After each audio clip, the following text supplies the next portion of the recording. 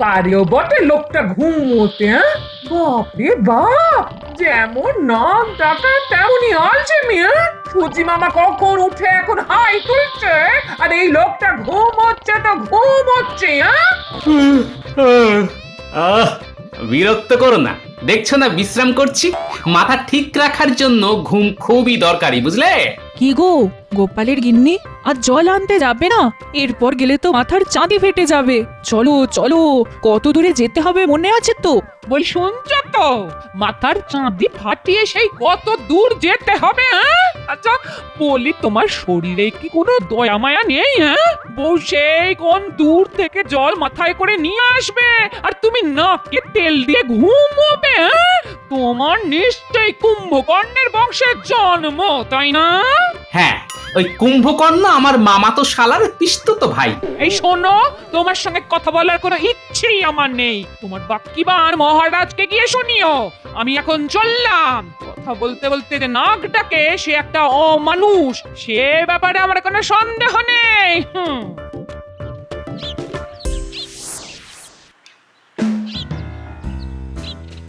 কি গো গোপালের গিন্নি, আজ এত দেরি হলো? আর বলো না গো, ঘরে কুম্ভকর্ণকে রেখে কি আর বার হওয়া যায়, হ্যাঁ? সে কি নাক ডাকারে বাবা, সিংহ শুনলে ভয় পেয়ে যাবে। হ্যাঁ, সকালের দিকে তো কাক পক্ষী ভুল করেও আমাদের বাড়ির আশপাশ এড়িয়ে যায়। হ্যাঁ, কি ঘুম কি ঘুম। গো, জল আনতে যাচ্ছ? আমিও যাচ্ছি। চলো চলো চলো, একসঙ্গে যাই। আজ বড্ড দেরি হয়ে গেল। আসলে বাপের বাড়ি থেকে অনেক লোক এসেছে, তাদের সকালের খাওয়া খাইয়া এখন সময় পেলাম জল আনার। চলো চলো চলো, আজ খুব দেরি হয়ে গেল গো। হ্যাঁ রে, তোর খোপায় ওটা কি রে? কে দিল রে? নিশ্চয়ই হারান। তোকে লাগছেও খুব সুন্দর দেখতে। অত সুন্দর চুলে মানাবে না। ও গোপালের গিন্নি, এবার তোমার কর্তাকে বলো একটার উপর কাঁটা দিতে, মানাবে খুব। আমার কথা তো বিয়ের পর থেকে আমার দিকে ফিরেও তাকান, আর তিনি দেবেন রূপর কাঁটা। হ্যাঁ? কি বলবো আর তোমাদের, ওরকম হাড় কেটে লোক আমি জীবনে দুটো দেখিনি বাবা। হ্যাঁ,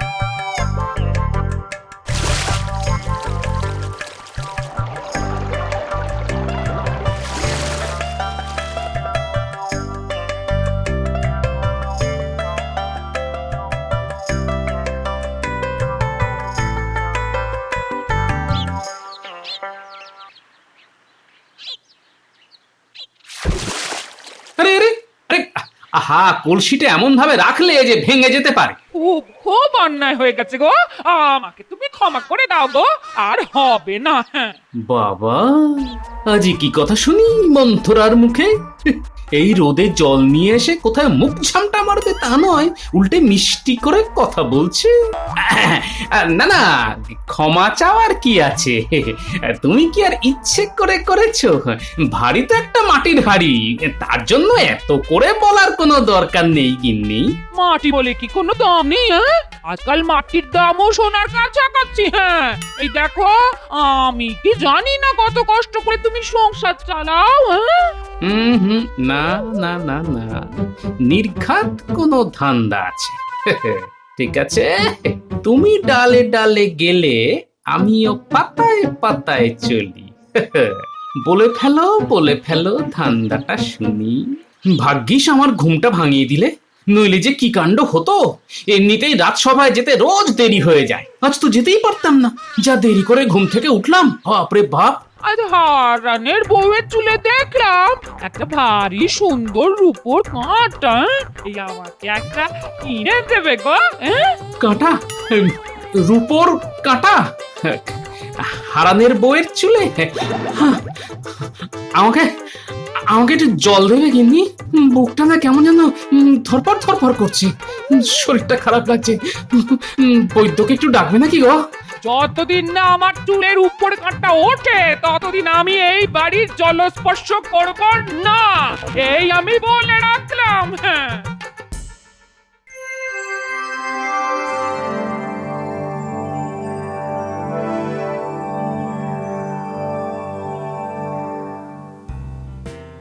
আজ গোপালকে এত শুকনো শুকনো লাগছে কেন? বাড়িতে কি কোনো অশান্তি হয়েছে? মহারাজ, গোপালের খাবার যা চাহিদা তা মেটাতে গেলে প্রত্যেক সংসারেই অশান্তি লাগবে। মহারাজ, আমি স্বীকার করছি আমার পেটটা একটু বড়। তার জন্য কি আমি দায়ী মহারাজ? ভুল বললে গোপাল, তোমার একটা পেট নয়, কম করে 10টা পেট ওই জ্বালাটার মধ্যে ঢুকে আছে। না না না, তুমি এভাবে কাউকে অপমান করতে পারো না মন্ত্রী। গোপাল খেতে পারে, তার জন্য দায়ী নিশ্চয়ই ও নয়। মহারাজ, মন্ত্রী মশাই জানেন না যে আমাকে কত কষ্ট করে খান 12টা পেট চালাতে হয়। তুমি কি লঙ্গরখানা খুলেছো নাকি? না, ঠিক তা নয় মহারাজ। আমার নিজের 10টা পেট, আমার গিন্নির একটা পেট, আর ওই নাতি নাতনি নিয়ে মোট 12 থেকে 14টা পেটের ভাতের জোগাড় করতে হয় মহারাজ। কি করে করি তা কেউ কল্পনাতেও আনতে পারবে না মহারাজ। তুমি কটা পেট চালাও তা জেনে মহারাজের কি লাভ? হ্যাঁ, তুমি কি মহারাজের কাছে তোমার মাসোহারা বাড়াতে আর্জি জানাচ্ছ নাকি? করতেই হবে না। অন্তত মহারাজকে আমি অনুরোধ করব তিনি যেন তোমার ওই আর্জি মেনে না নেন। আপনি যে মুখ দেখেই মনের কথা বুঝতে শিখেছেন তা জেনে খুবই পুলকিত হলাম। মহারাজের যদি মন্ত্রীকে এখন থেকে বাইরে একটা বসার জায়গা করে দেন, তাহলে ওই মানুষের ভাগ্য গণনা করে ওনার একটু বাড়তি রোজগার হয় মহারাজ।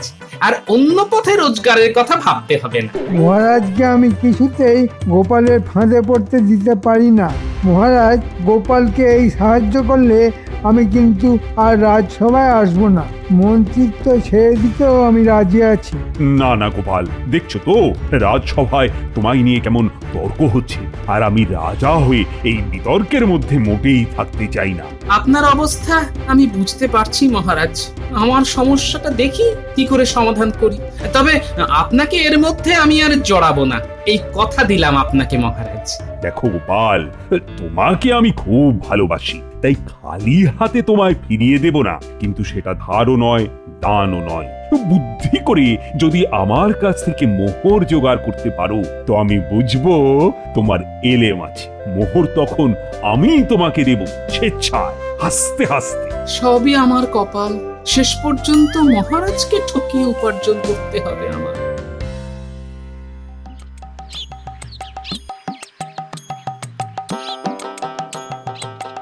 দাদু দাদু দাদু, চলো না, আজ আমার পুতুলের বিয়ে। চলো চলো চলো, দেখে আসবে চলো। কি বললি? তোদের পুতুলের বিয়ে? তা বর এসে গেছে? না, এখনো আসেনি, একটু পরেই আসবে। চলো না চলো না, দেখে আসবে। হ্যাঁ হ্যাঁ, চল চল চল চল চল। তা কোণে কে সাজালো? দিদা কি সুন্দর সাজিয়েছে, তা চোখে না দেখলে বিশ্বাসই করতে পারবে না। মনে হয় তোর দিদার কোণে সাজার শখ হয়েছে। কোণে কোণে সাজার শখ, পুতুলের বিয়ে। আচ্ছা আচ্ছা, হ্যাঁ হ্যাঁ হ্যাঁ, মাথাটা অল্প অল্প খুলছে মনে হচ্ছে। আরে তাই তো, এটা করলেই তো হয়।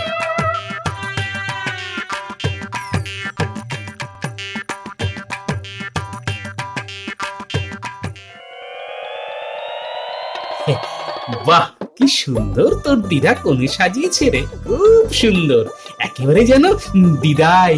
আর আর বর কোথায় গেল? বর বর বললাম না, বর এখনো আসেনি, এক্ষুনি এসে যাবে। দাঁড়িয়ে দেখে যাও না, তবে বরকে না একদম তোমার মতো দেখতে। হ্যাঁ, বলিস কি রে? বরকে দেখতে আমার মতো? কে বর সাজিয়েছে বলতো? দিদা শিখিয়ে দিয়েছে, আমরা তৈরি করেছি।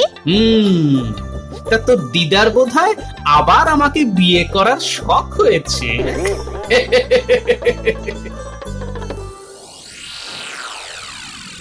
বুঝলে বউ, আজ গোপাল মহারাজের কাছে মোহর ধার চাইতে এসেছিল।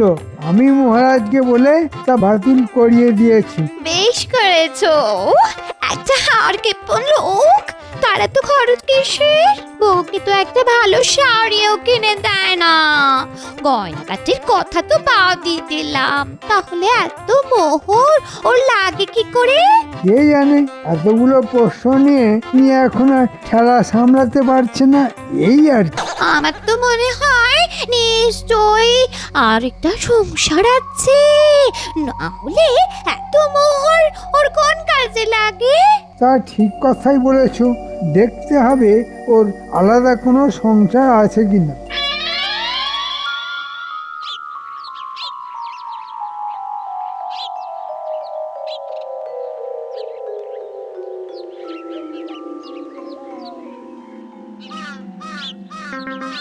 কি ব্যাপার গোপাল, তোমাকে এত অস্থির লাগছে কেন? হবে না, বুদ্ধি লড়াই লড়তে গেছে আপনার সঙ্গে, আমি থাকতে পেরে উঠবেন না, তাই এত অস্থির হয়ে আছে। হ্যাঁ, তাই নাকি গোপাল? তা তোমার এত বুদ্ধি, আমার সঙ্গে না হয় নাই বা পারলে, তাতে কি যায় আসে? আগে আপনার সঙ্গে বুদ্ধিতে আমি কখনোই পারবো না, বিশেষ করে মন্ত্রী মশাই যতক্ষণ আপনার পাশে আছেন সেটা আমি জানি। কিন্তু আমি একটা অন্য ব্যাপারে খুব ব্যস্ততার মধ্যে আছি মহারাজ। মহারাজ, দেখুন গিয়ে গোপালের অন্য কোনো সংসার আছে কিনা। এ কি বলছো তুমি মন্ত্রী? গোপালের আরেকটা সংসার আছে? না না না না, এ হতেই পারে না। মহারাজ, আমার মনে হচ্ছে মন্ত্রী মশাইয়ের বুদ্ধির উন্নতি হয়েছে। কিভাবে এটা হলো তা খুবই রহস্যের ব্যাপার মহারাজ। কল্পনা শক্তি যে আপনার মন্ত্রীর এত প্রবল তা আগে জানতাম না মহারাজ। তোমার ওই কুমড়ো পটাশ মাথায় যদি ঘিলু থাকতে পারে, আমার থাকবে না কেন? আমায় ফাঁকি দেওয়া অত সোজা কাজ না মহারাজ। শোনো, তোমাদের এই সব কথার মারপ্যাচ আমি কিন্তু কিছুই বুঝতে পারছি না। আমায় খোলসা করে বলো তো গোপাল, মানে তোমার সমস্যাটা কি? মহারাজ, অপরাধ নেবেন না, আমি না মানে ওই ওই আর কি মানে বিয়ে করছি মহারাজ। বলেছিলাম মহারাজ, আমার ভাবতে লজ্জা লাগছে, এই বয়সে গোপাল আবার বিয়ে করতে যাচ্ছে। ছি ছি ছি। গোপাল, সত্যি করে বলো, এটা সত্য না রসিকতা? মহারাজ, আমি মিথ্যে কথা বলি না, সত্যি আমি বিয়ে করছি, এবং কালকেই। একেই বলে ভীমরতি, বুড়ো বয়সে এই রোগটা হয়। মহারাজ, এই অনাচার আমি মানতে পারছি না, হয় গোপাল এখানে থাকবে নয় আমি। কে থাকবে সেটা আপনি ঠিক করুন। এই, তুমি থামো তো মন্ত্রী, আমি গোপালকে প্রশ্ন করেছি, এই বয়সে আবার বিয়ে? একটু কেমন কেমন লাগছে যেন। আসলে মহারাজ বলতে পারেন কিছুটা বাধ্য হয়েই এই বিয়েটা আমায় করতে হচ্ছে। বিশদে সব খুলে বলবো, এখন নাই বা বললাম, তবে এটা সত্যি যে আমি আবার বিয়ে করছি মহারাজ। কেন কেন কেন বাধ্য হয়ে কেন? বিয়ে আবার কেউ বাধ্য হয়ে করে নাকি? কখনো কখনো করে কখনো কখনো, সেটা শুনলে বুঝতে পারবেন। এসব বাজে যুক্তি মহারাজ, ওর বিয়ে করার ইচ্ছে হয়েছে তাই করছে, কিন্তু মহারাজ এই বিয়েতে আমার মত নেই, সে কথাটা বলে রাখলাম। কে তোমার মত চাইছে যে আগ বাড়িয়ে তুমি দিতে যাচ্ছ? না মহারাজ, আপনার একজন গণ্যমান্য মন্ত্রী হিসেবে আমারও কিছু দায়িত্ব আছে, তা আমি অস্বীকার করতে পারছি না। আমি যতক্ষণ রাজ সিংহাসনে আছি তখন দায়িত্বটা তোমায় নিতে হবে না মন্ত্রী, আমি নেব। তা বলো গোপাল, বলো, তোমার বউকে কবে আশীর্বাদ করতে যাব? মহারাজ, বিয়ে কালকে, বউ আসবে পরশুদিন। খাওয়া দাওয়াটা আমার বাড়িতেই না হয় করবেন। সেদিন রাজসভার সবাইকে আমন্ত্রণ আমার গরিব কুটিরে।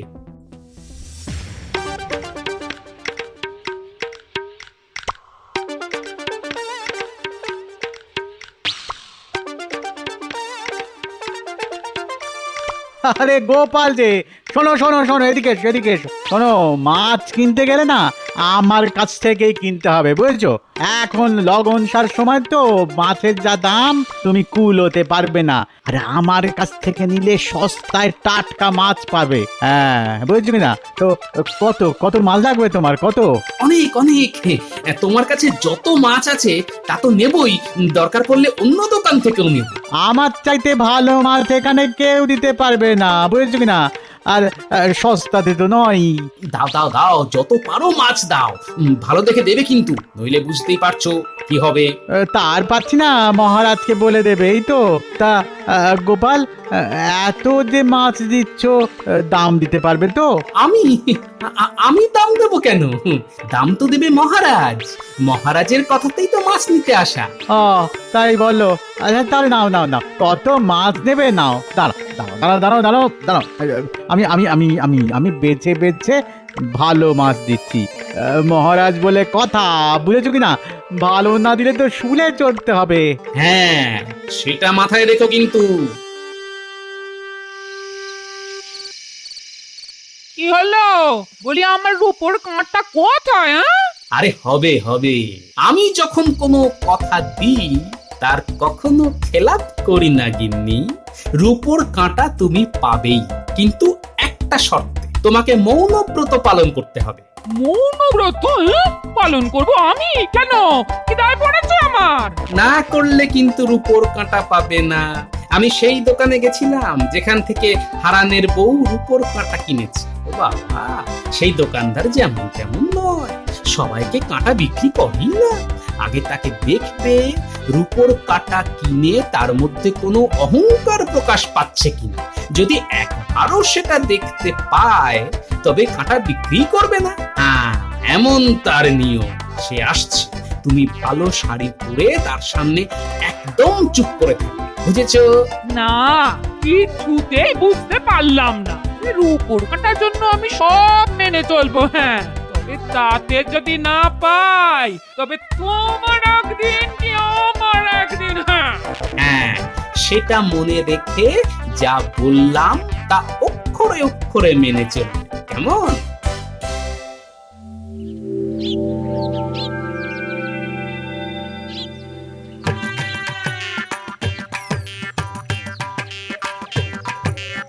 এই সন্তরা, আজ দিদা মৌনব্রত পালন করবে। তোরা একটা কাজ কর, দুটো কলা গাছ আর ঘট এনে বাড়ির সামনে লাগিয়ে রাখ। ওটা দিলে দিদার পুণ্যি হবে। এই গুলটে ন্যাপলা, যা তাড়াতাড়ি দুটো কলা গাছ এনে ঘট সাজিয়ে বাড়ির বাইরে রেখে দে তো।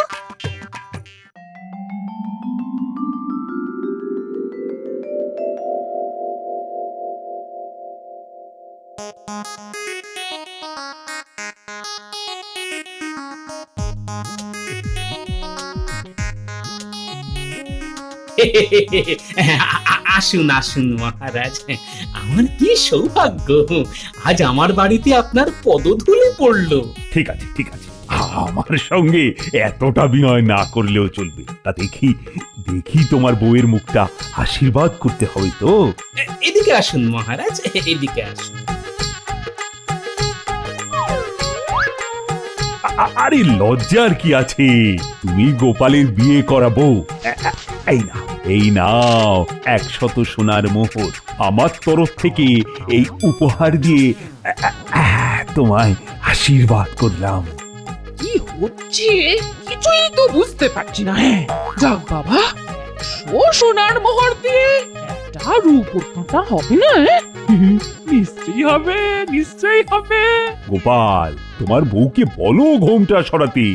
এই মুখটা তো দেখি একবার। এবার মুখটা দেখাও বউ, স্বয়ং মহারাজ তোমার মুখ দেখতে চাইছেন। এবার ঘোমটাটা সরাও। কি গোপাল, এ তো তোমার পুরনো বউ, কিন্তু তুমি যে বললে আবার বিয়ে করেছো।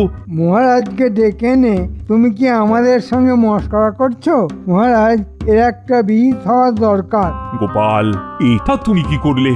আরে লজ্জায় যে আমার মাথাটা হেঁট হয়ে গেল। কেন মহারাজ, আপনার মাথা হেঁট হবে কেন? আমি তো আপনাকে বলেছিলাম আমি বিয়ে করছি।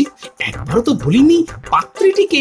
আপনিই বলেছিলেন বুদ্ধিতে আপনাকে পরাজিত করতে পারলে আমার প্রয়োজনের তুলনায় বেশি মোহর পাবো।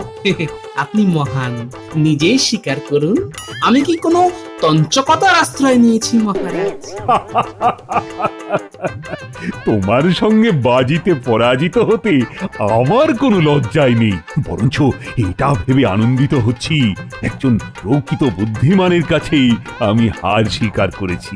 না না না না, তোমার তুলনা একমাত্র তুমি গোপাল। আরে তাড়াতাড়ি বলো, তোমার মাছের দাম কত পড়েছে? নাও নাও, এই 5 মোহর। এটা কিন্তু একটু বেশি দিলাম। দামের কথা পরে হবে, আগে বলো তো মহারাজ মাছ খেয়ে কি বললেন? মহারাজ বললেন, তো মাছ নয়, মনে হচ্ছে রসগোল্লা খাচ্ছি। একেবারে খাঁটির উপর কাঁটা দেখাও তো ভাই। গিন্নির জন্য নেবে তো, তাহলে এটা নিয়ে যাও, একদম খাঁটির উপর, কিচ্ছু মেশানো নেই। দাম কিন্তু একটু বেশিই পড়বে। আরে দামের কথা তুমি বলবে কেন?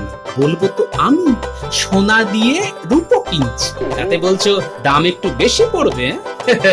এই নাও সোনার মোহর, এবার কাঁটাটা হাতে দাও, গিন্নির চুলে পরিয়ে দিয়ে আসি।